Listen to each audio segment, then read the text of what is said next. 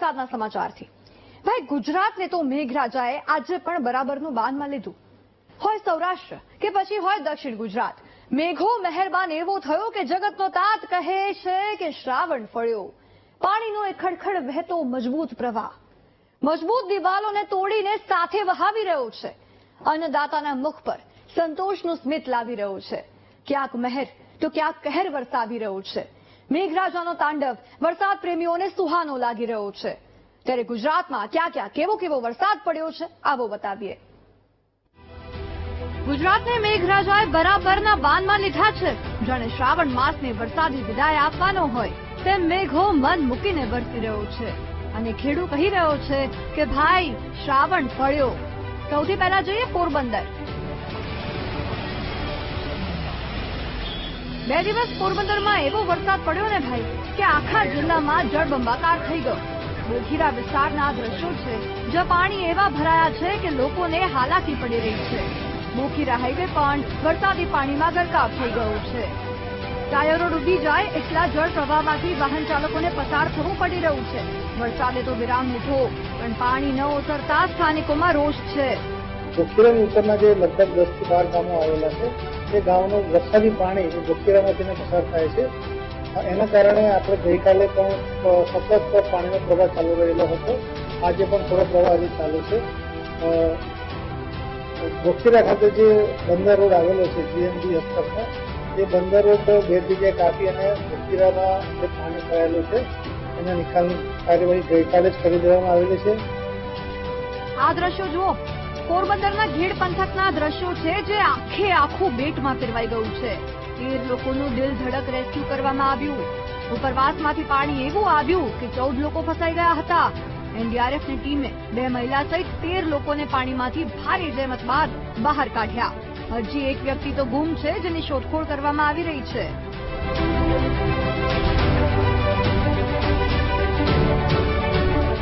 પોરબંદરમાં ગઈકાલે 12 ઇંચ વરસાદ પડ્યો અને ઠેર ઠેર તારાજીના દ્રશ્યો સર્જાયા। પોરબંદર શહેરના અનેક વિસ્તારો બેટમાં ફેરવાયા છે, જેનો આકાશી નજારો ડ્રોન કેમેરામાં કંઈક આ રીતે કેદ કરવામાં આવ્યો છે। અનેક લોકોના ઘરોમાં પણ પાણી ઘૂસી જતા હેરાનગતિ થઈ ગઈ છે। હવે જોઈએ પોરબંદરના બરડા પંથકમાં, જ્યાં સોરઠી ડેમ સિઝનમાં બીજી વખત ઓવરફ્લો થઈ ગયો। અડવાણા ગામે આવેલ સોરઠી ડેમ છલકાતા આસપાસના ગામોને ફાયદો થશે। હવે જોઈએ સોમનાથ દાદાના ધામ ગીર સોમનાથમાં, જ્યાં સોમનાથ દાદાએ ભરપૂર આશીર્વાદ વરસાવ્યા છે।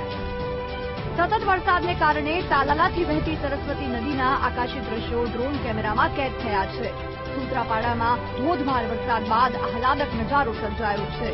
સરસ્વતી નદીએ રૌદ્ર સ્વરૂપ ધારણ કર્યું છે, જેનો નજારો ખૂબ મનમોહક છે। ગીર સોમનાથમાં અનરાધાર મેઘ વર્ષાના કારણે હિરણ 2 ડેમમાં પાણીની સતત આવક થઈ રહી છે। જિલ્લા કલેક્ટર એનબી ઉપાધ્યાય અને ધારાસભ્ય ભગવાન બારડે નવા નીરના વધામણા કર્યા। શાસ્ત્રોક્ત વિધિ અને વૈદિક પૂજાપાઠ સાથે શ્રીફળ, ચોખા, ચૂંદડી અર્પણ કરીને પાણીના હરખભેર વધામણા કર્યા। હાલ હિરણ 2 ડેમમાં 85.96% પાણીનો જથ્થો ઉપલબ્ધ છે। નવા પાણીની આવક સાથે ડેમની જળ સપાટી 70.50 મીટરે પહોંચી ગઈ છે। હવે જઈએ દ્વારકાધીશના ધામ દ્વારકામાં। દ્વારકા જિલ્લામાં ભારે વરસાદથી તારાજીના દ્રશ્યો સર્જાયા છે। તાલુકામાં જનજીવનને માઠી અસર પડી છે। ગ્રામ્ય વિસ્તારોમાં ઠેર ઠેર પાણી ફરી વળતા રસ્તાઓ પાણીમાં ગરકાવ થઈ ગયા છે। હોસ્પિટલ જતી એમ્બ્યુલન્સે લોકોને અધવચ્ચે છોડવાની નોબત આવી ગઈ હતી। દેવભૂમિ દ્વારકામાં વરસેલા ભારે વરસાદના કારણે ઠેર ઠેર જળભરાવ થઈ ગયો છે। દ્વારકાથી નાગેશ્વર જ્યોતિર્લિંગને જોડતો રસ્તો આખે આખો પાણીમાં ગરકાવ થઈ ગયો। રસ્તો પાણીમાં ડૂબી જતા 42 ગામના લોકો અવરજવરમાં હેરાન પરેશાન થઈ ગયા અને આ પાણીમાંથી પસાર થવા મજબૂર બન્યા હતા।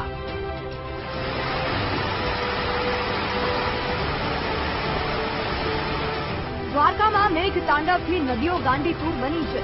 સતાપર ગામે આવેલ સિંધન ડેમ ભયજનક સપાટીએ પહોંચી ગયો અને જિલ્લાના તમામ નદી અને ડેમ છલકાઈ ગયા છે। નીચાણવાળા ગામોને એલર્ટ કરવાની ફરજ પડી છે। પાણી તો બાકી રહ્યો ને, પાણી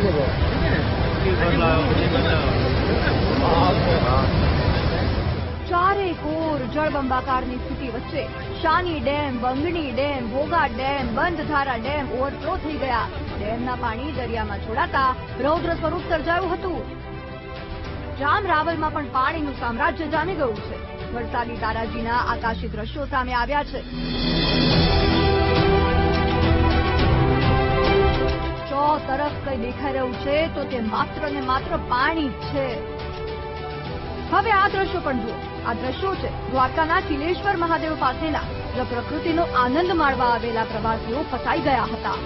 ચેકડેમ ઓવરફ્લો થતા 50 જેટલા પ્રવાસીઓ પાણીના ધસમસતા પ્રવાહમાં ફસાઈ ગયા હતા. ઘટનાની જાણ થતા વન વિભાગની ટીમ સ્થળ પર દોડી ગઈ અને પ્રવાસીઓનું રેસ્ક્યુ કરવામાં આવ્યું. બરડા ડુંગરની ગોદમાં આવેલ રમણીય સ્થળનું રૌદ્ર સ્વરૂપ કંઈક આવી રીતે કેમેરામાં કેદ થયું છે. આ દ્રશ્યો જુઓ. અમરેલી જિલ્લાના ઉપરવાસમાં સતત વરસાદ પડતા ઢેબી ડેમમાં પાણીની આવક થઈ છે.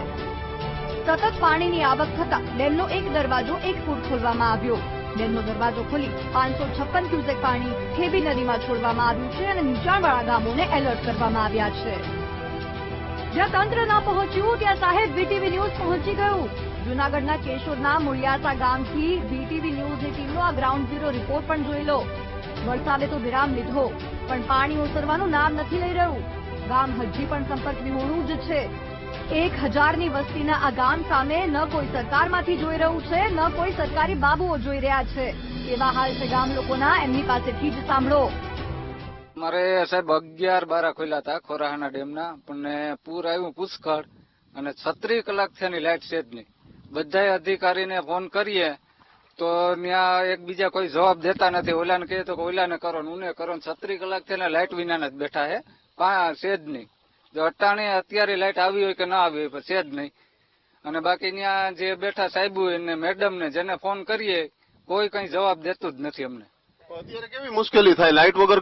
કેવી રીતના અંધારાના બેઠા, અંધારાના એમને બેસીએ ઘરે જ, ક્યાંય જવાય હોય કઈ થતું જ નથી. એમ જીવજંતુ નું છે તો અમારે છોકરા નાના હોય, કોઈને દણનું નથી, લાઇટ ને ચાર્જિંગ નથી, એમને બેસવાનું જ રહે.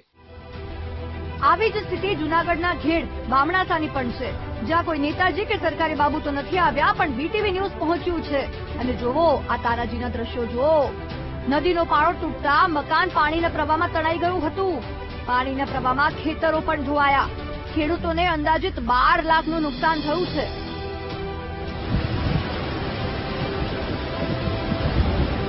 હવે દક્ષિણ ગુજરાતમાં જઈએ તો સૌથી પહેલા તમને ગીરા ધોધના આ નયનરમ્ય દ્રશ્યો બતાવવા છે.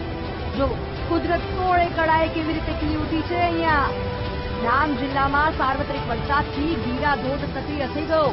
અંબિકા, પૂર્ણા, ગીરા અને તાપીના જળસ્તરમાં વધારો થયો. અને જોવો ગીરા ધોધના આ નયનરમ્ય દ્રશ્યો સર્જાયા છે. ઉપરવાસમાં ભારે વરસાદને કારણે નવસારીની પૂર્ણા નદીની જળસપાટીમાં વધારો થયો છે. નદી 2 કાંઠે વહેતી થઈ ગઈ છે અને આકાશી નજારો મનને ઠંડક આપતો છે. નદીની જળસપાટી 18 ફૂટ સુધી પહોંચી ગઈ છે અને ભયજનક સપાટીથી માત્ર 5 ફૂટ જ દૂર છે, જેના કારણે નીચાણવાળા વિસ્તારોમાં હાલ ચિંતા વ્યાપી ગઈ છે. આમ મેઘરાજાએ આજે પણ ગુજરાતના કેટલાક ભાગોમાં બરાબરની ધબધબાટી બોલાવી દીધી છે. Bureau report.